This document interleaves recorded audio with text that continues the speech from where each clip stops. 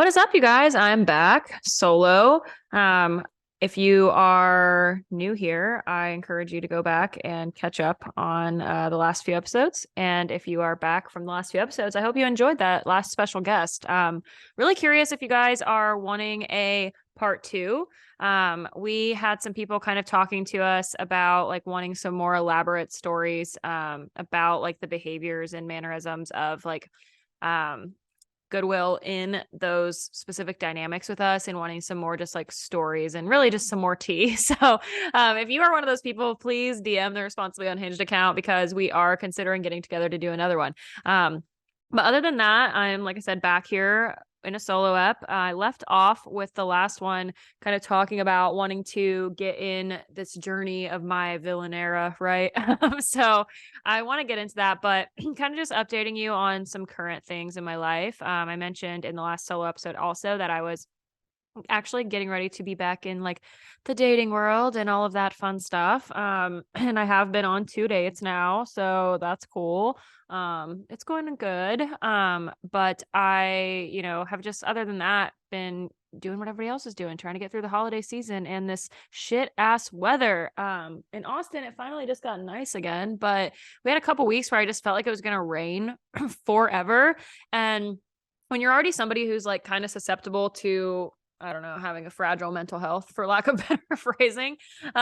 Weather changes are like really instrumental to how you're feeling. And that seasonal depression just be hitting when it's raining and cold. And like I said, been a lot going on the last like few months in my life personally. And then with that weather, it was just starting to get kind of hard for me to feel like I could be productive and feel like focused and have a lot of energy. And then I start like overusing caffeine and doing all of that kind of stuff. And stress is high. And then using too much caffeine makes your stress higher. And it's just like this vicious cycle. Right. And so I've been trying to like think of how I can help myself like get back into it. Cause I've picked up a couple extra like creative and work projects on top of my normal business. And I need to get my shit together. You know what I mean? So I actually came across this company, my friends at Magic Mind, and they sent me some stuff to try.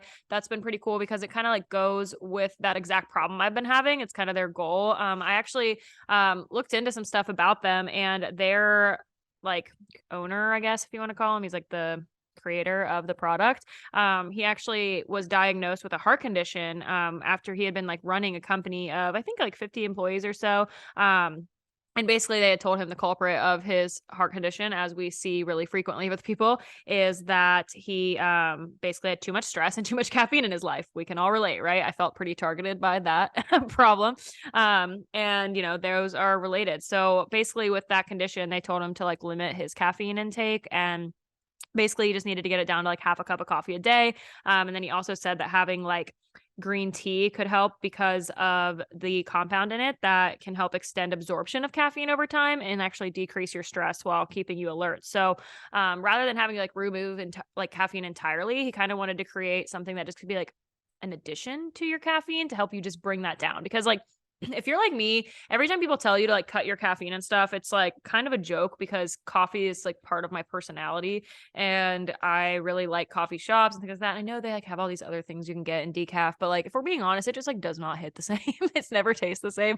So having something that I could just like maybe drink less caffeine and this would still help me was kind of exciting. So I'm looking forward to trying it because really for me, what I've been struggling with over this time is being, like I said, really distracted. And I've been looking for ways to feel a little bit more focused. But they actually make this little it's like a new like a what's the word nootropic. It's like a nootropic blend. It's got like matcha in it and things like that. But basically it includes lion's mane and cordyceps mushrooms that are supposed to help boost your clarity and focus so that way you can like do more in less time. So I'm going to be trying it for the first time this week, and basically what I want to do is take it over 14 days because I'm just kind of in this little space between Thanksgiving and Christmas where I think a lot of us get stuck on this like it's like does this time is it even real? Honestly, it's like between now and New Year's, it's kind of this weird like simulation and portal that nothing's actually moving forward. Like we're all kind of like get a little bit lazy, get a little sluggish, like the weather is weird. We're just like moving from one holiday to the next. And if I could have any kind of little like pep in my step, I'm gonna take it. So we have like what, 3.5 weeks to Christmas? Is that right? Sure, we'll go with that. So if I can take like these next 2 weeks and like really work on bettering myself and getting into a routine and have this little like magic drink to help me with that, I feel like that would be cool, because it's also supposed to be helping, like I said, with stress because it has things like ashwagandha. And like I said, it helps with like your focus and attention. And it's supposed to be a little bit better than coffee for that. So we're going to try it out. We're just going to check it out and see how it works. If you guys are interested, I'll put some details about it in the show notes for this. Or if you're watching this on YouTube, it'll be in like the description. But if you guys want to try it with me and go on this little 14-day journey, we can kind of do that together. So I'll keep you guys posted on here. By the time I record again, I'll be like a week into it. And I'll be honest with you. I'll tell you if I feel like it's actually helping me or not. So basically, I just wanted to kind of keep you guys up to date still, even though we are basically I want to keep you up to date with a few things in my current life, because all these stories from the podcast are kind of taking place in the past right now, right? And my life be moving along. So I'm trying not to get too confusing and like bounce back and forth, but I figured I'll give you some tidbits and updates about what I'm doing and trying through this holiday season and kind of navigating. I always have been kind of throwing out little clues about things I have going on, especially when I've had like guests on and stuff. But getting back to the meat and potatoes of things takes me back to, I think we left off last, like I said, single episode I did was at the end of October that I went on that horrific Hinge date, right? And afterwards, we were approaching Halloween. And I mentioned that I love going all in on Halloween. I love like making it my whole personality for the night. And so that's kind of where this whole little tale begins from last year. So we're setting the stage, Halloween 2021. And I'm going out with my friends for Halloween. And I am Catherine Pierce from the Vampire Diaries, as I mentioned in the last episode, or Katarina Pierce for big fans. And I basically what that means is I just kind of looked like a slutty vampire. And I have a friend actually that crushes Halloween makeup, and she did some really sick, like if you're Vampire Diaries fans, like the way that the vampires look in the face, like with their like strung out dead eyes and stuff, she crushed it. So long story short, I was on a mission this night. Like we went out in Midtown. If you're familiar in Nashville, you know, most good things don't happen there anyways, but we went out and we started out at Kung Fu Saloon and we kind of like bounced back and forth from a couple of different bars. But basically it was like a crew of girlies and I was just like kind of on one. Like I said, I was talking to like, I think I was like hitting on the guy that was like bussing our table at Kung Fu. When we like tried to go into a different bar later in the night, we like paid the bouncer 2 different times to like skip lines, and I like gave one of the bouncers my number via my Venmo transaction. Like I was just kind of like a little bit relentless this day because like I said, I was like really trying to just like push through this heartbreak a month into getting out of my relationship, and I'd had that terrible date, and I was just like, you know what, this is one of those days that, as Jasmine loves to say it, we were looking for dick. So that's what we were up to. And I end up being at Kung Fu and I see this guy who's like got to be at least like 6'3", 6'4". He's pretty tall, very attractive dude across the bar. And I like pen him and him and one of his friends. At the time, I don't realize this, but they're like dressed up in matching costumes. And I only see him at the time. And I go up and I'm just like, you know what? I'm going to strike a conversation with this guy. So I come up and like ask him, you know, like if he lives here. It's like a very classic, easy line when you're out in these parts of Nashville to be like, play the game of like tourist or local. So I was like, do you live in Nashville? Like, I'm Kylie. What's up? And he was like, I do. And I was like, are you sure like you weren't raised here though, right? And he tells me, no, he's actually from Canada. And I was like, oh, cool. I'm from Ohio, so not quite as north. And he says to me, oh, that's crazy. My buddy is from Ohio as well. And at this moment, the buddy that he's matching in costumes with appears. And we start talking. You know, I do the whole like, oh, where at in Ohio are you from? And, you know, I'm trying to, like I said, keep these things as anonymous as possible. So I'm not going to try to give the details without giving the details. But basically, we uncover that we're from like the same general hometown region, which like wouldn't be so crazy, except for like we're in Nashville, but also like we are like my hometown area is very small. Like it's not a popular area, right? Like I'm not from like Columbus, Ohio. Like I'm from a very small place that usually no one's heard of, and especially someone who like doesn't live there currently. So I was just like, the odds of like meeting someone out in Nashville that's from the same like area as me was kind of crazy. And as we started talking more, we actually had like mutuals. Like we had some people that I like went to college with, actually, that I lived with, that he knew, and like different things like that. And it was just kind of weird, right? Like I meet this Canadian in Nashville and his friend is from the same place as me. But obviously, to start out that story, Canada, who I will just call him that, was like, the guy I was initially hitting on. But I like had just gotten wrapped up in this conversation with this other guy.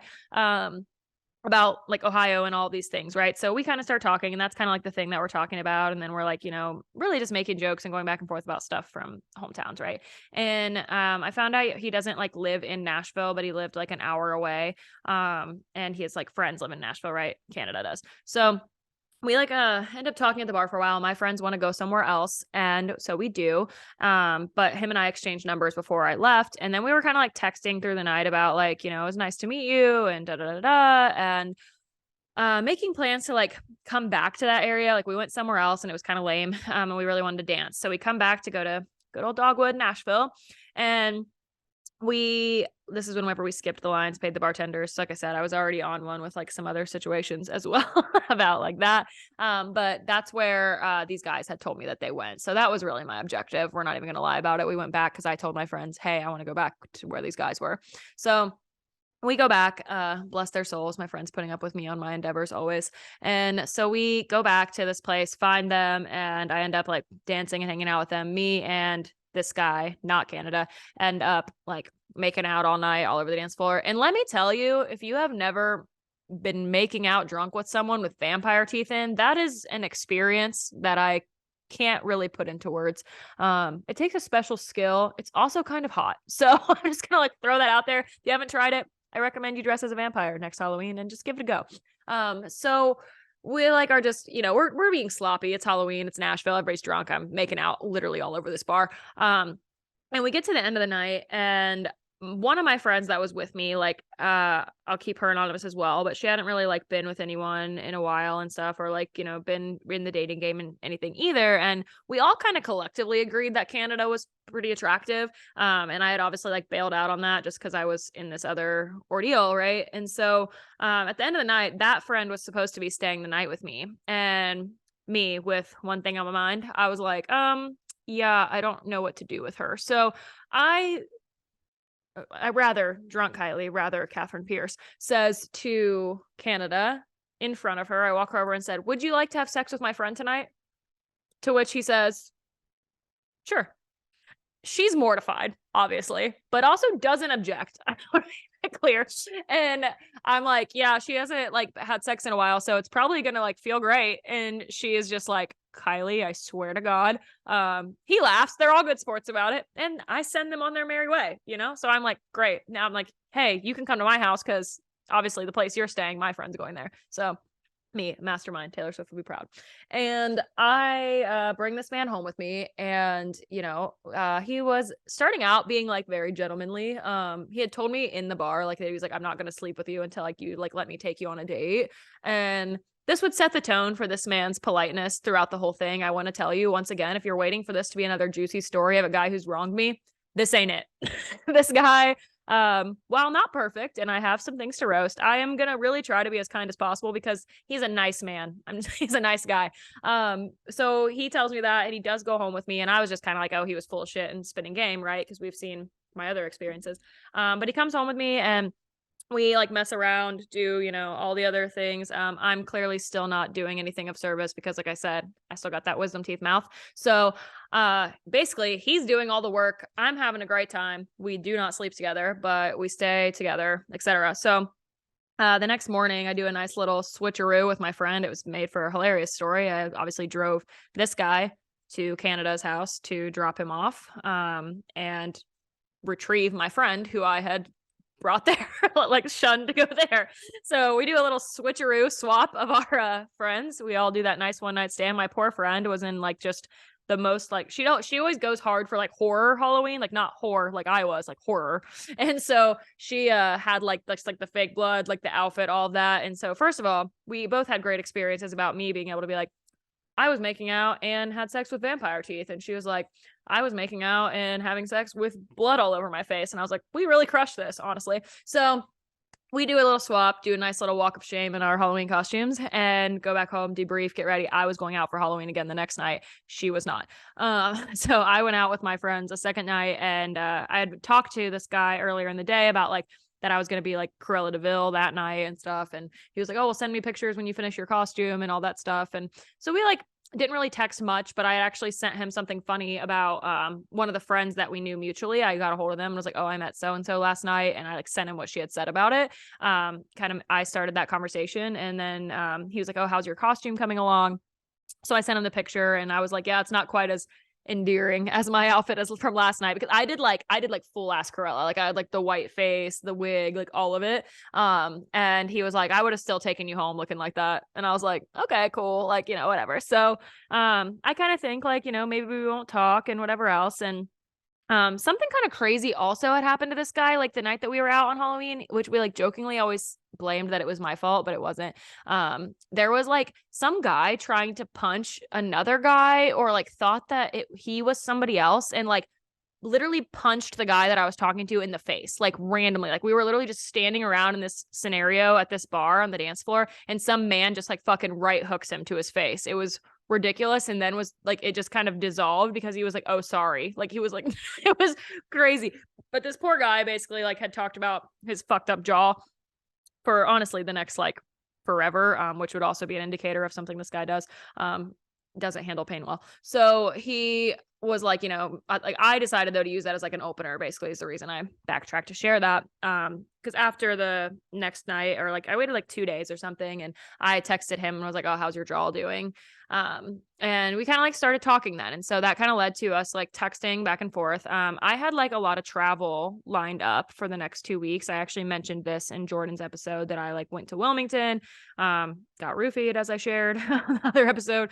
I had went to Austin to Hannah's retreat, Hannah that I had on here. So I had like all this stuff booked up already. And so him and I were like texting every day. And he was like, "You're a really hard person to make plans with." Right. And so we basically started planning out like seeing each other at some time. And we just like texted consistently. Like, I mean, he waited like 3 weeks to be able to take me on a date. And like off the bat, he had said something about like, I remember this was like 2 weeks in, and I was like getting ready to get on this plane. And we were texting about New Year's Eve and stuff like that, just like making conversation. And he mentioned that he was like going to Phoenix for New Year's and stuff. And he was like, "Yeah, if you don't have, if we don't hate each other by then, maybe you can come do that." And I was just like, wow, that's kind of crazy. We've only been talking for 2 weeks, but I didn't really take it as like a serious invite. It was some nice foreshadowing though. But we kind of like talked about things like that, and we were like setting up and planning a date. So we end up planning this date where about 3 weeks into talking, we are gonna go to he like when we were planning to have a date, he like had forgotten that he had something going on, like some kind of like tailgate or something for like with like work friends or some kind of thing he like couldn't cancel on. But he kind of was like, "I don't want to cancel on you. Would you like to just go to that? Like, I know it's not very like first date ideal, but if you would still like to hang out or whatever." And I was kind of like, "Yeah, I'm down for whatever. I don't care." So we make these plans. This man ends up picking me up at like 6 a.m. for our first date, because he like had to be in Nashville the night before, and he like drove in, was with his friends, and then like picked me up the next morning at 6 a.m., drove me an hour away where he lived. And then we went to this like all day football tailgate thing, and we had a good time. Again, though, it was like our first date, and it was basically just like day drinking the entire day. We got really drunk, and basically just like repeated the whole thing that happened the night we met. We just like made out in bars all day and like at this football game, and like ended up going back to his house at like 8 p.m. and we like hooked up and stuff there. And I was interested. I was like, we had a good time. We had fun. We had been talking for like 3 weeks, like I said, and I was having a lot of like weird reactions to his behavior, and not in a bad way, like not in a bad way to him. He was just like someone who like, he did what he said he was going to do, right? He like made plans. He like planned to bring me on a date, and like, even though we went to like this tailgate thing, it was still like a man like making plans in advance. Like he was super kind to me. He gave me like a lot of words of affirmation, complimented me. So very different from like the experiences I had just come out of. And I was like a little freaked out because of like my own shit. Like I was like, this feels too good. And like, I felt like I was like trauma responding, and I was just having a lot of mixed feelings the whole time. And so we went on this date like the next morning. he like drove me back to Nashville, and then we went on like an actual like kind of date. Like we went to like a Mexican restaurant for like a late lunch, and like we did that whole thing, and we were just like, this was fun, and we planned to keep hanging out, which we did. So we ended up like talking, another through Thanksgiving. And during that time we kind of started being like, hey, things have been like pretty good. Like we've been talking for almost a month. We've hung out only, I guess at this point we'd hung out twice. We did the date, and then like 3 days later, actually, I drove up to see him also and stayed and like hung out with him for a night. So that was fun. And and that was like kind of our first like we're like hanging out like sober situation, and it was still good. Like we got dinner and hung out and just like chilled at his house. And I'm going to now give this man the pseudonym Whiskey so that he has a name. And it's not because he like is in the whole there's like a Jana Kramer song called Whiskey, and she's like, should have just called him Whiskey. And it's about like a really toxic man. This is just because the guy really drank a lot of whiskey. But so we're just gonna go with that. Like I said, he's nice. Okay. So, and we like hung out again. It was cool. And I'm still just having all this conflict. Like, do I like him? Do I not? But like, I really, really wanted to like him because like on paper, this guy was like great. There were just some things like missing. I didn't really feel like it was what I wanted sexually. And he also just like was a pretty plain guy, like in general, like we're not talking about sex. Like, and he said that to me. He's like, I'm a simple man. And he was like, fine being a simple man. And like, I'm sure that's great for so many people, but like, y'all, I have this podcast. I am like, just not simple. Like, it's just not me. Right before we made this podcast, producer Caleb was like roasting me about my, like how much I don't like men that aren't full of chaos. So like, it's just a thing. Right. And this guy was like, the definition of like being stable. He's a Taurus, like that's hella stable energy if you're into astrology. Like it was just, he was a good person. He had his traits, but it's like, for example, this is one of Karagos's favorite stories about this, is like we were driving to somewhere and he was like, yeah, I have this playlist of like awesome music like that I love. And I'm like, if when someone shows you a playlist, you can like really get to know somebody and like learn what they like and stuff. And I was like, oh cool, let's listen to it on our drive. And I'm not someone that's gonna make fun of people for being basic, because hello, I'm a Taylor Swift fan. Like, and I can go down a whole rabbit hole about why that's not basic, but everyone seems to think it is. But like this man, when I tell you, he started playing the playlist and I was like, honey, this is just the radio.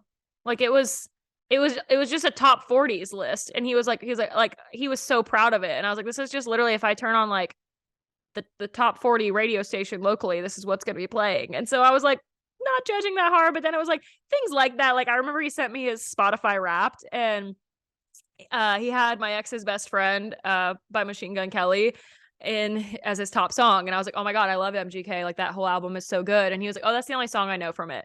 And it was like that on like the whole list. Like it was just like, I was like, again, there's nothing wrong with this, but to me, it was just like this, it was such surface level stuff like that. I was just like, okay, like I just kept waiting. Cause I was like, some people are not like me as they should be, where they don't like just lay out all their shit right away, right? Like you take time. Like it's like, what's the Shrek thing? It's like the onions and the layers, right? You gotta like peel it back. And so I was like, maybe he's just like that. And so I would kind of like ask questions and stuff. And really, I think his life was just like pretty stable, which is great. But like he just didn't really want to have deep talks and stuff. I felt like I kind of was always carrying a conversation or like pushing to have more. He was somebody who just like likes to sit around and like have comfortable silence, and like that can be nice sometimes, but again, I don't have a podcast because I'm quiet. Like I would rather not shut up. And so you would think that maybe having a counterpart that's more quiet would be good for me, but I like someone that like keeps me engaged. If you're actually always quiet and I'm not getting an opportunity to interrupt you, I don't like it. Like I want, like I want you to like stimulate me back. Like I actually I love when someone actually has enough to say and can match my energy that I do shut up because I want to hear what you're saying. I like to be challenged in that way. And I just wasn't that, but he was nice. And this is the epitome of like, you just should not force yourself to like someone just because they're like doing the bare minimum. And that's what I was really trying to do. And not that he didn't go like above and beyond in some ways as well, but it was like more of a scenario of just like, I really wanted to like him more than I actually liked him. So I remember us talking on Thanksgiving, and we were talking about the trip for New Year's, when he was going to go into Phoenix, and he was kind of like, we were bringing it back up, and we were talking about how expensive flights were in general, and that if we didn't book it soon, it was going to continue to get worse, because we were like 6 weeks out at that point. So we kind of just did a full send on like the invite to going to this New Year's trip. And I was like, is this crazy? Like, we've been hanging out for like a month. Like, we've only actually hung out twice, but he seemed cool with it. His friends seemed cool with it. And I was just like, honestly, in full transparency, I'm at Goodwill on New Year's Eve, and this was about to be my first one without him. And I really wanted to be anywhere but Nashville, and I wanted to be anything but alone. That's like kind of the sad truth of it. And I was just like, this gives me someone that's going to like be giving me attention, and it's going to like put me in a place where I'm going to be having fun. And like I said, I didn't like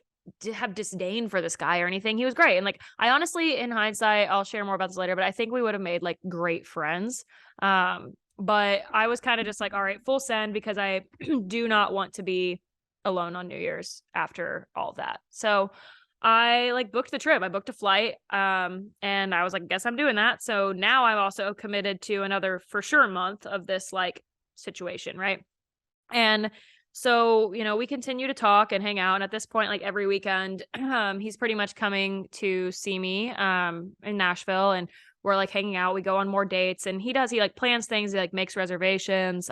We like talk through the week. We always are texting though. We didn't really, for being like pseudo long distance, we didn't really like do phone calls and stuff. But I mean, he texted me consistently. Like every day I knew I was going to like pretty much get a text from him in the morning or at night, and like through the day. And, it was kind of basic conversation. Kind of same thing. It's like I felt like we kind of had the same conversations over and over again. He kind of like responded the same way to things, and I would try to like provoke conversation. And like when we hung out in person, it was a little bit better. But I also kind of started doing a toxic thing where I was like throwing all my shit at him really early on purpose. And he called me out on it at one point. Like, I mean, I remember we were laying in bed once, and he was like, I feel like you're trying really hard to make me think you're crazy, and it's not working. Like, he's like, I know that, he's like, I don't know a lot about what's going on with you, but like, he's like, I know you've just got out of like a really weird situation, and like somebody may have made you think that you're like this like broken and like damaged person. And he was like, but you're not. And he's like, I think you keep waiting on something that you say to like make me leave. And he was like, but I don't really have any intention of doing that, which is super sweet, right? Like that like it really meant a lot to me to hear that. And I know after like another weekend we hung out, like he had called me and just like let me know how great of a time he had. And I was like so baffled, because I was like, he literally left my house 20 minutes ago. Why is he calling me? And he was like, I just wanted to like let you know I really enjoyed spending time with you. And I was like, kind of made a joke about referencing the conversation we had. And I was like, yeah, I appreciate you putting up with all my like crazy and me throwing all that at you. And he was like, well, I get the impression that you're trying to like test me and push me away, or see if like that's going to make me go. And he was like, I see you doing it, and I'm calling you on it. And I respected that. It was like a backbone move, right? It was like calling me on my bullshit. Yeah, he was a kind guy, and we kind of hung out, like I said, throughout most of December weekends, back and forth. There was actually, again, he had his moments. Like, and what I started realizing though is like when we were just like in the quiet moments is when I felt the most uncomfortable. Like when we would just do things that were like casual, or like when we were just like not going out and drinking, it was like he just didn't really have much to say. Which again is fine, just not for me. We just like watched a lot of movies. It was a very like chill thing. And like, again, we don't have to be like raging, but like, I would love to have like done more stuff or like have more riveting conversation. And, it just kind of wasn't hhappening. But then there would be times that were like really fun, and I would be like, oh, I like it. Like we went to this, Christmas like bar crawl thing. And again, it was like we like went out with my friends. They all loved him. They thought he was great. And he was really fun. He was really funny. Like he was like dancing on a stripper pole. Like we got really drunk. I like almost got a concussion that day because I got so drunk. I like fell on over like a guardrail and like, smacked my head. They were all concerned. But we like honestly, the wildest thing out of all the people, this guy and I, we had sex in a restaurant bathroom that day. Like it was a bar and restaurant, but like we literally did that. I'm not going to say the place because sorry, Nashville, but it was on Demumbrian. And like, so like, I mean, I was like, all right, guy. Like he's, he's got some excitement in there, but it's like, it kind of turned into, it's like he needed to be drinking to really like bring that out of him. And that's a little triggering for me as well. As we know from Goodwill. So I was kind of like seeing these things, but we were like still spending time together. And I was like, it's still, a fun guy. Like there's still potential. And I just kept thinking like over and over again that like me being apprehensive or me asking all these questions had a lot to do with the fact that I was just uncomfortable with someone treating me well, and that I like had hesitation to dating, and that I like didn't really know how to date in a normal setting. Like someone even just taking me on these dates and like buying me dinner and stuff was like, it was really hard for me to like receive because I wasn't really used to that. So I kind of kept pushing it aside. And this sweet man, my car was broken for all of December. And obviously, like I said, he lived near where I grew up, like his family did. And so he actually helped me and drove me all the way to Ohio for Christmas. We like didn't do Christmas and stuff together, obviously, because that would be way too soon. But like my family be crazy. So they made this poor man come in and introduce himself when he was like dropping me off and stuff. And so he met my parents. He met like my real mom and stuff too, because everybody was there. And like I felt really awkward about it, honestly. Like I had told him I did not want to make him do it. And like I could actually tell that he was gonna do it, of course, because he was like, honestly, he was thinking very futuristically, which is also just speaks to the kind of person he is. But he was like, I also think this is too soon, which is great because he was like, does have some level headedness. But he's like, if we keep on doing this down the road, I'm going to be that guy that like wouldn't come meet your parents if I don't do this. And I was like, yeah, you're right. So we like, we were thinking about that. And like, he had already just done this super nice thing. Like we like drove and like did a halfway stopping point just to like stop and stay in a hotel like along the route and like do this like nice like I don't know, just like night out in a different city on the way up there. Like he planned all that to spend extra time with me, and it was great. And like we had fun that night, but again, like we went out drinking and stuff. And the next day and like the other parts of the drive, it was like I just remember I was like texting my friend like I just feel so uncomfortable in the car the whole time. Like it was just like I never felt that like comfort that you feel when you're in a comfortable silence with someone, if that makes sense. And it's not because he was like doing anything wrong. It's just like the chemistry wasn't there for me. But like I said, he was super sweet. We like didn't see each other over the time that we were in Ohio. He just like picked me up and dropped me off, but he drove me all the way back. And at that point, then we only had like 2 or 3 days before we were leaving together to go on this like 4-day trip for New Year's, right? And I was still like trying pretty hard. I mean, I know I had some heart to hearts with my mom over Christmas, and she was like, Kylie, the only thing when we ask you about this guy that what you like about him is that he's nice. And that's kind of a red flag. Like, not that there's anything wrong with like someone being nice, but if that's like the only thing someone has to say whenever you are like asking why they like someone, that's difficult. That makes things tough, right? So I was kind of like still in ignorance about all of that and trying to like remember that I need to like, I don't know, be more in touch with my actual feelings. But to me, I just kept convincing myself that I was like, maybe it's just because he's not toxic and I'm not used to that, right? And I also was like, me and my like actual real mom talk about a lot of shit, and so I was kind of telling her too about how I've had like, I was like, I'm just like not super like into it like physically all the time and like stuff like that. And like I was just like, and it's not that I was unattracted to the guy. I found him attractive. Like it has nothing to do with that. So I was kind of like, mommy, sit, mommy, sit down, sit,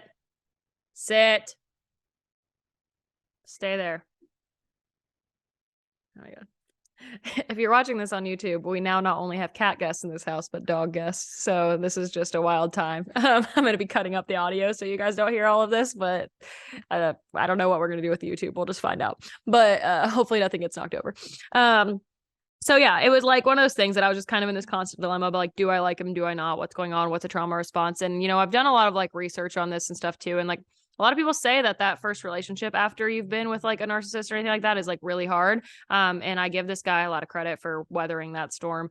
Cause he did try, but it was one of those things more and more things were kind of like bothering me as we went along, where he just like was kind of like talking a lot about this issue that he was having with his health. And like I said, I'm trying to keep things super private. But like he wasn't really getting to the bottom of it, and he was like doing testing and stuff for it, but like I can't diagnose, but like I had an inkling that he might just be anxious. Like some crazy stuff happened like that I think made him a little bit anxious, a few weeks prior to him starting to have these issues. And he also just like, is a little bit of a high strung person, and I feel like he really wanted to like not have that personality trait, but it was true. Like, and when you travel with someone, you like really learn about them. And just like the way he even like behaves himself at an airport, I was like, you just like structure and you like things to be put together. And there's nothing wrong with that. I honestly saw so much of how I have been in the past in this guy too. And that was kind of a weird experience, but I was just like, I'm just not that anymore. And so, I could just tell that he like has a little bit of an anxious personality or like a meticulous personality. And I felt like that was adding into this issue he was having, because like everything else was like coming up fine on like tests and stuff like that. And I was like, a little bit worried about him for sure. But I also was getting a little bit frustrated because it felt like, he just wasn't really opening his mind to all the potential things it could be. So we go on this trip and I have a great time. Like I want to, just say I had a really great time. And his friends were amazing. Turns out most of them were actually friends of, well, so most of them were friends of one of the guys that was on the trip with us, but they were friends through Canada. And so that was interesting. So I was like, that's the guy that I hit on initially. Right. But like all these people, it was like one of those situations where I almost realized how much I wasn't into whiskey because I was vibing and connecting so much with everyone else there. Like I like really had a lot in common with like some of the other girls that went there, but even some of the other guys, and like conversations with them felt simple. And like I had so much fun in the group settings and all the things that we were doing. And it like, I was like, I want to be able to like vibe and connect like that with him. And like, we also accidentally ended up like this being, it wasn't originally planned to be this way, but I guess some people like bailed and stuff. And it ended up being like kind of a couple's trip, which like put another like level of intensity on it. Like we're with a lot of like people who have been in relationships for at least a decent amount of time. And we're like in this new thing. Right. So there was just like a lot of like odds and end pieces to it. But on that trip, like he just kind of started bothering me. Like I was just like not really vibing with it. And I know he could tell too. And I started feeling bad about it because I was definitely being a little bit more distant and like having more fun if we were doing stuff with everyone. And, he was getting a little bit frustrated, I think, because I was like being really distant and like pulling away in a lot of ways. But, it was just me coming to a realization of like, this isn't it. And I felt really bad because like we had done this trip together and like he brought me there and like, he took care of a lot of it and it was super nice. And I'm super grateful for it because I did have a good time. But by the end of the trip, I was just like, this isn't for me. Like the poor man at one point was like throwing up in the bathroom, from being drunk and like saying that like his like situation was like bothering him, like that he wasn't feeling good. And I was just like so tired of like handling it that night. Like, cause again, I'm just like, I'm so triggered by people that just like have alcohol issues. And I don't even know if I want to say he has an alcohol issue, but like alcohol stuff in general, even as someone who like drinks and parties and does dumb shit, like it just like, it's triggering for me. And so he's like throwing up in there and he calls out to me for help. And I just like dead ass pretended to be asleep. Like I was not nice. I just remember hearing like from the bathroom, he's like, Kylie. And I was just like, we're not doing that. And I just pretended to be asleep. And I woke up the next morning and thank God I did, because you know what? I walk into this bathroom and there is just vomit filled in the sink. And I'm like, you were so close to a toilet. And it was like chunky paste vomit, like filling a sink. And I'm like, yeah, I'm having no part of this. And this is also, by the way, that morning is like, we all need to be out of this place. And he's like ungodly hungover from the whole situation. And like, also like he was telling me like his like health concern stuff was all the problem the night before and stuff. And like, that was like what caused it. And then he wakes up in the morning and is like trying to have sex with me, even though I like knew that he just threw up all night. I had just went in the bathroom and smelled and saw that. And I'm like, I know that one, there's no way you brushed your fucking teeth because the sink is full of vomit. And that vomit I now am associating with the mouth you were trying to put on my mouth. And like, I'm like not doing that. And I'm like, well, if you're having like, concerns about this, because he had also given me a whole thing like a few weeks before about how like, sex was a concern because too, like basically he was having like just like some different issues with like chest pains and stuff like that, like, you know, to keep it as whatever. But like, you know, then that, you know, that morning suddenly he like wants to have sex. And I'm like, dude, like if you're concerned about that, maybe that's not a good idea. And I'm also just like annoyed. Like the whole night I'm like, you were getting sick all night because you got too drunk. And like you had said that you were worried about like this issue you're having. And it was a big like oxymoron. And I was just kind of like over it. And I saw the vomit. I'm like, sorry, I'm not feeling turned on after I saw chunky paste into this fucking sink all day. So like, it's just like, that's not it for me. So I'm like, okay, I'm going to go help everybody clean up. And he's just like laying in there, not wanting to do it. And then like, he like walks out and just like starts taking shots to deal with it instead. And I was just like, I can't do this. So I actually, Jasmine, our guest, my roommate, she happened to be crossing through Phoenix like that day.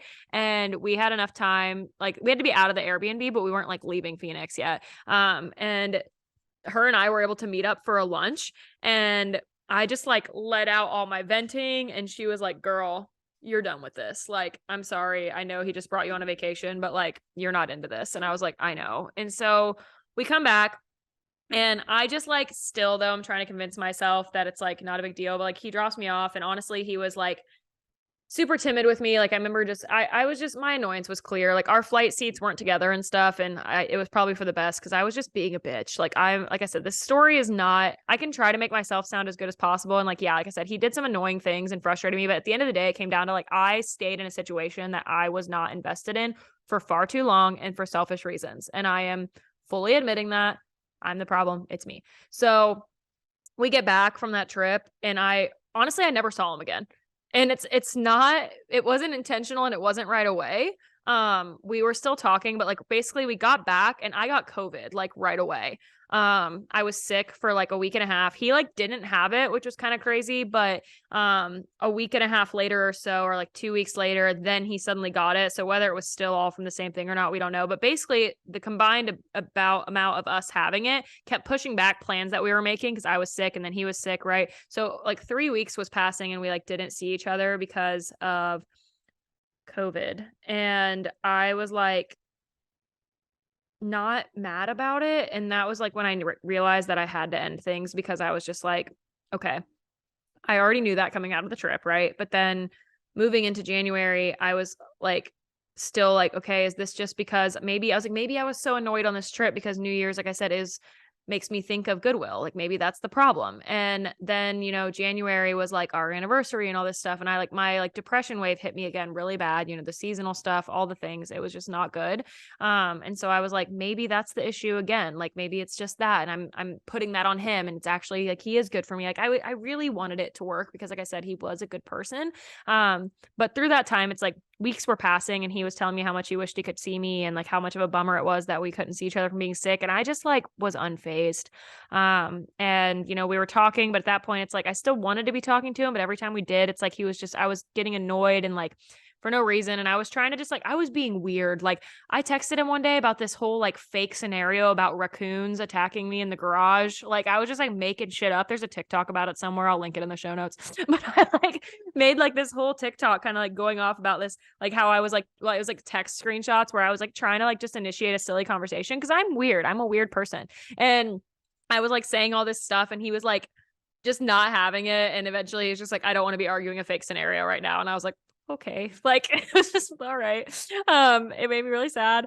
But I basically like had told him like I was being weird. Like I was pushing all the buttons. I started just being really short. Like he had like certain catchphrases he would say to me all the time. Like he said facts as a response to everything. And so like one of the times I responded to him and I was like, if I wanted to text a magic 8-ball, I would just buy one.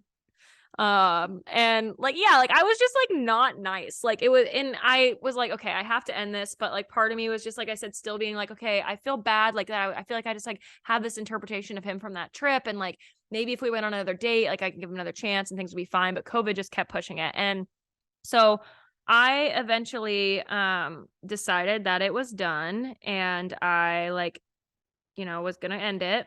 And when I was finally feeling better, I went out drinking with my friends, and I was still in contact with a lot of people from the trip because like I said, they were all really cool. And we got along. So I was like trying to meet up with them, even though he couldn't come out. And it wasn't working out. We kept missing each other. Like they were just busy doing other things. And then we ended up being at the same bar.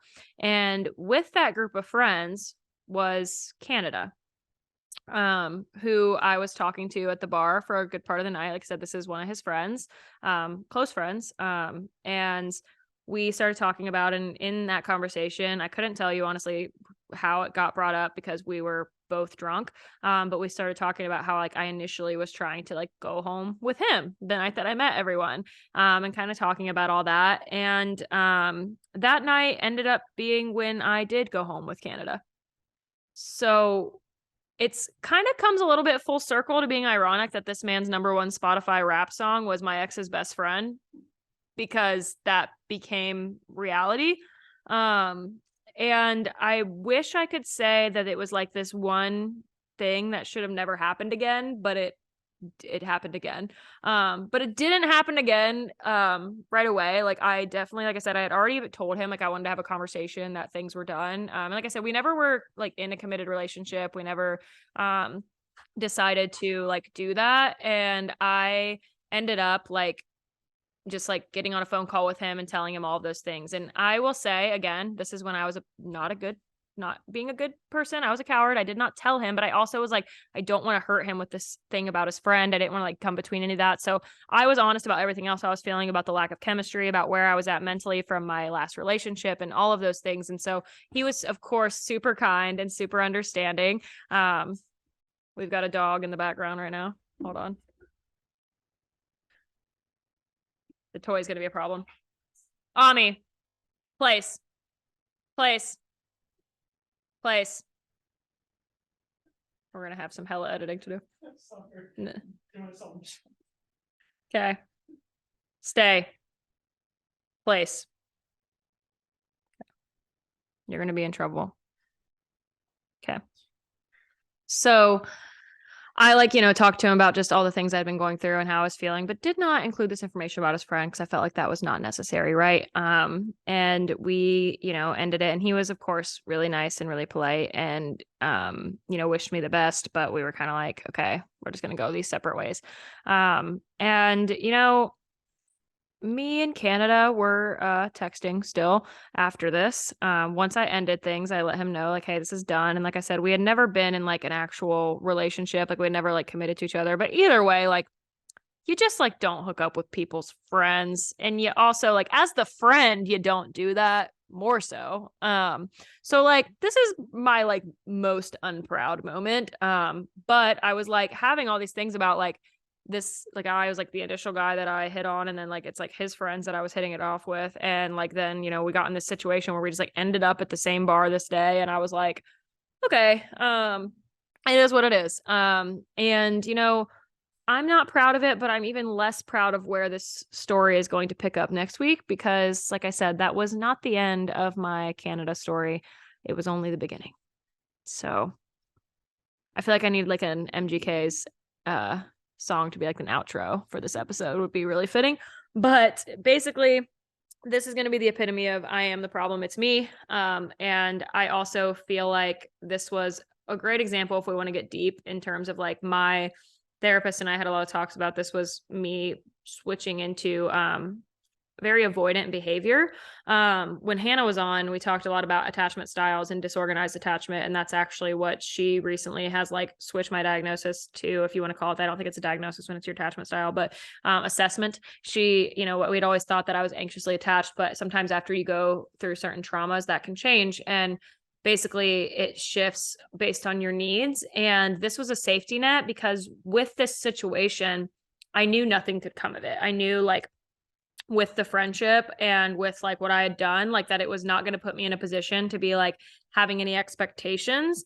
And I kind of wanted that. Like I realized I was like not in a place to be able to like be dating someone seriously, but I also like really wanted to get laid. And I also really wanted to like be spending time with someone that I was interested in. And like in one evening, even though we had been drinking, like even the hangover and stuff, I had like already opened up to this guy like a lot more and like told him more about myself and just felt like we had more in common. Like honestly, as things went on, like I just like politically, lifestyle, religious wise, like all of the things with him made way more sense in places that like were not lining up with whiskey. And that's not because Canada was like the guy for me either, but it was just like, because that was just like something that was like filling more of a need that I had, because I did have like an emotional and physical need. Like that was part of the problem, is I was just not getting those needs met. And obviously the better choice would have been to continue looking for someone else that's like not involved in this whole situation, but I took what was handed to me. So I will share more about Canada and how that kind of unfolded for me over the many months that it did. But that is where I feel like right now is enough of an off factor, because like I said, this episode is already like really hard for me to record because I am an asshole. Like I'm just throwing it out there. I was an asshole. And so I have spent most of this year as like the things that I've gone through the last few months, still feeling like maybe that's my own karmic retribution. But the reality is, here's what happens, and here's what sucks. My little 21-year-old brother gave me a lecture about this the other day. He said, I'm really tired of shitty guys out there hurting nice girls, and then those nice girls turning into shitty girls and hurting the nice guys. And then those nice guys then turn into shitty guys because they got hurt, and then they start hurting shitty girls or nice girls. And it's this like loop, right? So he's like, basically, it's the epitome of that, like hurt people. And so my lesson from all this is like, that is not the answer. It doesn't solve anything, but it is just like a fucking human nature thing to do. We all get jaded, and then we just like move on to something else, and we can rationalize it and spin it however we want. And I can talk about how this guy like had his own flaws and how he wasn't for me, but like he did not deserve my behavior, and he did not deserve his friends' behavior. They're still friends. He doesn't know unless they listen to this podcast, in which I'm so sorry. But to be fair, I did tell Canada in like May that I was creating this podcast and that he should be concerned, and he laughed about it. So he had a chance. He had many chances. I actually said that we should tell on ourselves at some point. And there was a lot of ways we could have done it gracefully, and now it's just over. Maybe it's not a big deal. I honestly don't think whiskey was like in love with me. I think it would have been fine then, but we did what we did. And if I'm going to be on this podcast outing men and telling them that they need to own their shit and take accountability, and being like, if you didn't want me to talk about it, maybe you shouldn't do bad shit, then I need to do that to myself, right? Like I have to take accountability, and I have to own the mistakes in my own life and say, you know, that if I didn't want them to be talked about and don't want people to know about it, then I guess I shouldn't have done it. But I did.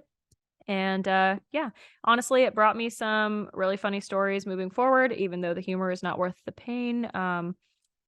Let me tell you, the situation with Canada had some good moments. So we will pick up there, and I hope you all keep listening and don't hate me and think I'm just like a shitty person now. But even if you do, sometimes when people hate you, it gets you even more clicks and views. So we're just going to take it as a good thing. And on that note, please leave me a rating unless it's about how shitty I am. And please leave me a review unless it's about how shitty I am. So I hope you guys have a great week. I hope you had a wonderful Thanksgiving and are getting ready for an awesome Christmas time. We will be back soon.